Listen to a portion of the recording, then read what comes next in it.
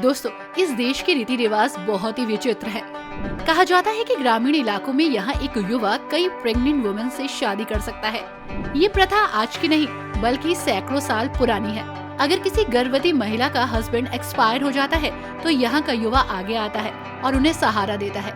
ये युवा एक नहीं बल्कि कई प्रेग्नेंट वुमेन से शादी कर सकता है और उनको सहारा दे सकता है और उनके बच्चों को अपना नाम भी और जीवन भर साथ निभाता है।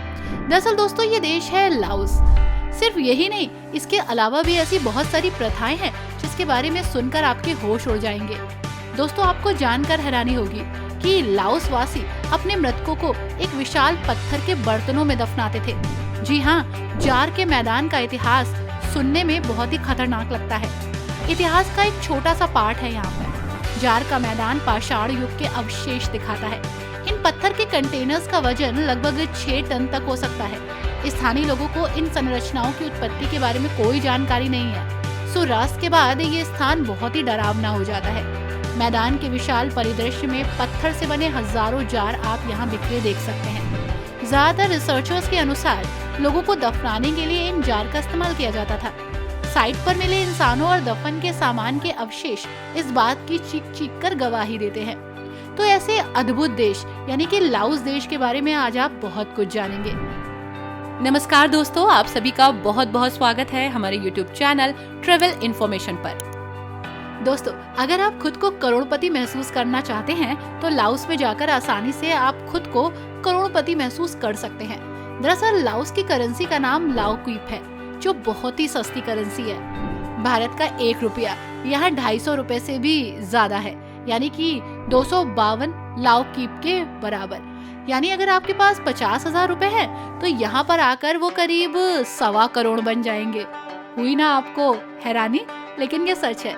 यानी यहाँ का हजारपति वहाँ का करोड़पति। दोस्तों, लाओस दक्षिण पूर्व एशिया का एक देश है जिसकी आबादी महज 77 लाख है।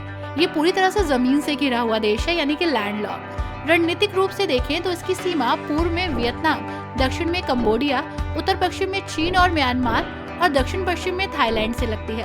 भारत के लिए लाओस रणनीतिक रूप से बहुत ही महत्वपूर्ण है क्योंकि ये चीन और म्यांमार से घिरा हुआ है। इसकी ज्योग्राफिकल स्ट्रक्चर भी कारोबारी नजरिए से बेहद अहम है। इस देश पर कभी जापान का कब्जा रहा था दोस्तों, तो कभी फ्रांस ने भी इस पर कब्जा किया। इसको आजादी मिली सन 1953 में। इसके बाद चीन ने इस देश पर अपना प्रभुत्व स्थापित करने की कोशिश की, लेकिन ये हार नहीं माना।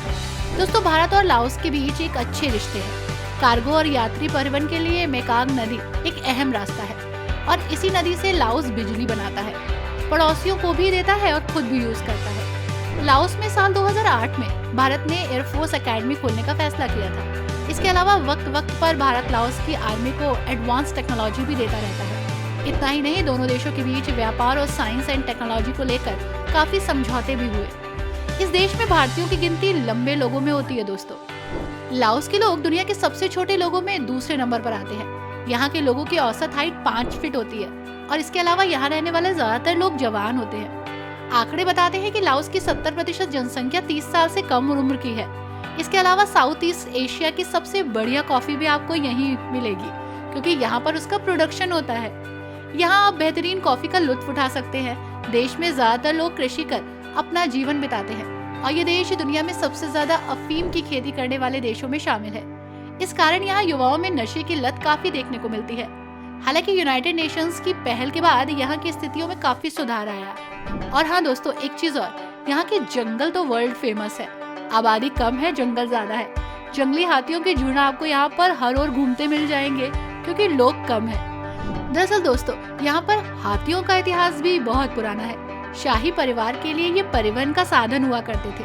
हाथियों को एक पवित्र जानवर माना जाता है यहाँ, जिसके बारे में लाओस के लोग ये मानते हैं कि इससे उन्हें समृद्धि मिलती है। इसलिए लाओस को 10 लाख हाथियों की भूमि के रूप में भी जाना जाता है। इसी के साथ लाओस को बौद्ध धर्म की भूमि के रूप में भी मान्यता मिली है।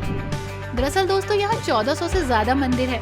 ये दुनिया के सबसे ज्यादा मंदिरों वाले देशों में से एक है। अनुमान है कि लाओस में हर 100 किलोमीटर पर एक मंदिर आपको मिल जाएगा।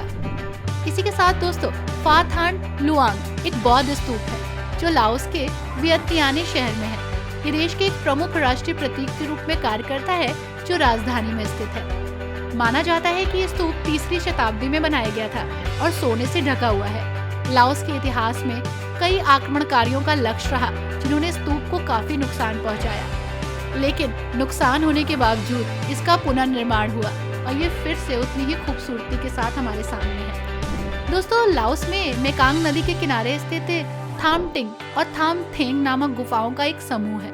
एक पर्यटन स्थल आप इसे कह सकते हैं। ये गुफाएं अपनी छोटी बुद्ध मूर्तियों के लिए जानी जाती है।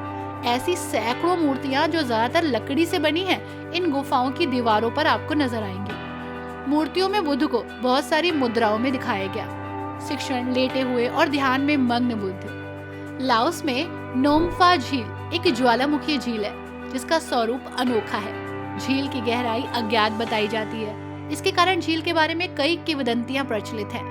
यात्रा गाइड्स द्वारा इसे जादुई झील कहा जाता है। दोस्तों, यहाँ पर इरावदी डॉल्फिन एक लुप्त प्राय प्रजाति जो है वो मिल जाएगी, जो दक्षिण पूर्व एशिया और बंगाल की खाड़ी के तटीय जल, मुहाना और नदियों में पाई जाती है। इसमें से हजारों डॉल्फिन गिलनेट में डूबकर मर चुकी हैं। बांधों का निर्माण, खेत खनन और इलेक्ट्रोफिशिंग, जल प्रदूषण, इसके कारण ये प्रजाति समाप्त हो गई। लेकिन आज भी कहते हैं कि मेकांग नदी के पानी में इन डॉल्फिन को खेलते हुए आप देख सकते हैं। दुनिया का सबसे पुराना आधुनिक मानव जीवाश्म उत्तरी लाओस की एक गुफा में पाया गया। कहा जाता है कि 36,000 साल पुराना है। दोस्तों, इतना ही नहीं, आश्चर्य तो तब होता है जब लाओस को दुनिया का सबसे ज्यादा बमबारी वाला देश माना जाता है। दरअसल इस देश ने बहुत बुरा समय भी देखा। वियतनाम युद्ध के दौरान लाओस में 2 अरब टन से ज्यादा बम गिराए गए थे दोस्तों, और सेकेंड वर्ल्ड वॉर के दौरान यूरोप पर गिराए गए सभी बमों से ये ज्यादा थे।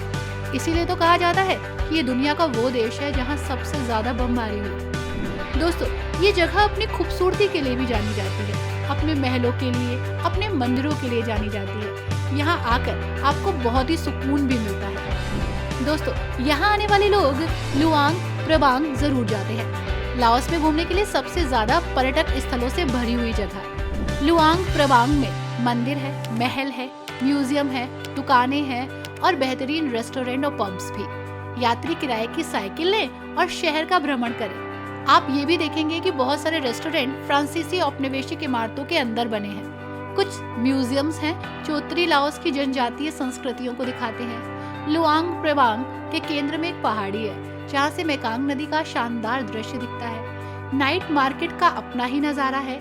तारों के नीचे कुछ बेहतरीन व्यंजनों का मजा लेना और शॉपिंग करना। दोस्तों, आप जा सकते हैं वांग विएंग। वांग विएंग को लाओस का पार्टी हब कहा जाता है। इसके बिना आपकी लाओस यात्रा अधूरी है। ये जगह अपने रेवबाज और शराब खोरी के लिए जानी जाती है, यानी बहुत सारी शराब, बियर आप यहाँ पी सकते हैं। हालांकि यहाँ पर गवर्नमेंट का इंटरफेरेंस रहता है। वो नहीं चाहती कि लोग यहाँ बहके। कंट्रोल है, लेकिन आपको अपनी गारंटी खुद लेनी पड़ेगी। पहाड़ पर चढ़ना और ट्यूबिंग जैसी कई एक्टिविटीज करना यहाँ का मेन सोर्स है। हालांकि ये जगह छोटी है, लेकिन ये सबसे ज्यादा बेहतरीन भी है। दिसंबर में लाओस में घूमने का अपना ही मजा है। दोस्तों, प्रकृति ने इस जगह को बहुत ही खूबसूरती से सजाया है। कुआंग सी झरना अपने आप में एक बेहतरीन डेस्टिनेशन है। हनीमून के लिए परफेक्ट जगह, आपके लिए सबसे बढ़िया विकल्प घूमने के लिए। खूबसूरत झरना, लेकिन झरने को देखने के लिए लाओस की सबसे अच्छी जगहों में से एक कुआंग सी झरना आपको इनवाइट करता है, क्योंकि इसका पानी फिरोजा है। ये इलाका बहुत खूबसूरत है। तितलियों के झुंड और खूबसूरती जादुई जगह लगती है। स्वर्ग कहना गलत नहीं होगा। लोगों का कहना है कि मछलियाँ पैरों के लिए एक ट्रीटमेंट देती हैं। बस इस पानी में पैर डाल के बैठ जाइए, देखिएगा क्या एक्सपीरियंस मिलेगा। दोस्तों, ये है इसकी राजधानी वियतनाम। राजधानी है, लेकिन भीड़ भाड़ बहुत है। अगर आप प्रकृति के करीब रहने से कुछ समय के लिए ब्रेक चाहते हैं और कुछ धूमधाम सा चाहते हैं तो यहाँ आ जाइए। शहरी दुनिया में वापस आना चाहते हैं तो ये जगह परफेक्ट है। शहर में पश्चिमी भोजन परोसने वाले कई रेस्टोरेंट्स हैं। खाने पीने के शौकीन, पीने के शौकीनों के लिए परफेक्ट जगह है। हालांकि यहाँ पर आपको युद्ध स्मारक और बुद्ध पार्क भी मिलेगा। इसी के साथ अगर आपके साथ बच्चे हैं तो ये जगह आपके लिए बेहतरीन एक्टिविटीज से भरी पड़ी है। यानी कि आपको कैसा वेकेशन चाहिए ये डिपेंड करता है आपके लिए। लेकिन लाओस में बहुत कुछ है जानने के लिए और एक्सप्लोर करने के लिए। Thanks for watching.